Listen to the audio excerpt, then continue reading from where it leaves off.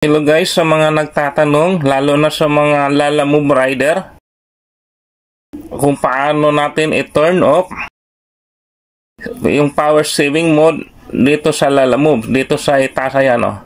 Makikita natin dito sa taas. So maraming nagtatanong, maraming nalilito kung paano nga ba ito i-turn off yung power saving mode. Ayan, bagong update ito ng Lalamove. Yung mga nag-update o mga bagong palang account sa Lalamove, ito, lumalabas talaga to, itong yung turn off power saving mode to see more orders close to you. So kung ipipindutin natin to, kasi nakalagay dito, pipindutin natin. Ayan, kung titingnan natin dito guys, naka-off naman siya lahat. Ayan, yung optimized battery usage, naka-off siya lahat. Oh. Wala ni isang application na naka-on. So naka-off siya lahat. Ayan. Paano nga ba ito matanggal guys? Ngayon sundan nyo ako, mag-manual tayo dito sa ating cellphone. So sa mga may account ng Lalamove, panoorin nyo to hanggang dulo. Cancel muna natin to guys. So, punta tayo sa settings ng ating mga cellphone. Manual natin ito. Sa pag-turn off savings, punta tayo sa settings.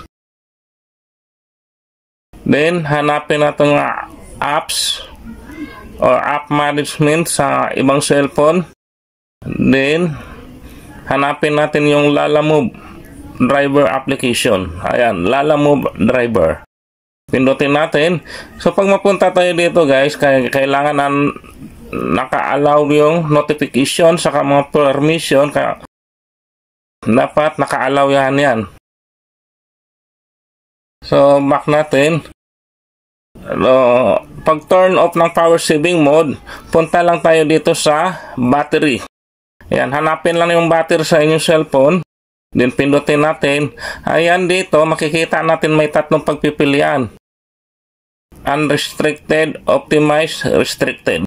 So, ang gagawin natin dito, pindutin natin yung unrestricted. Allow this app to use battery in the background without restriction. This may reduce your battery life. So, mas maganda talaga na i-unrestricted natin yung ating battery sa Lalamove driver. Ayan. Sa pagpindot niya guys, okay na yan. Back na natin to. Tapos, punta tayo ulit sa ating Lalamove application. Punta tayo. Ayan, mayroon pa siya. So, ang kailangan natin, i-refresh natin to. Scroll down lang. Ayan, wala na. So, wala na siya, guys. Wala nang power saving mode dito nakalagay sa taas. So, yun lang, guys. Sana nakakatulong sa mga nalilito kung paano tanggalin yung power saving mode dito sa ating Lalamove driver application. Salamat guys.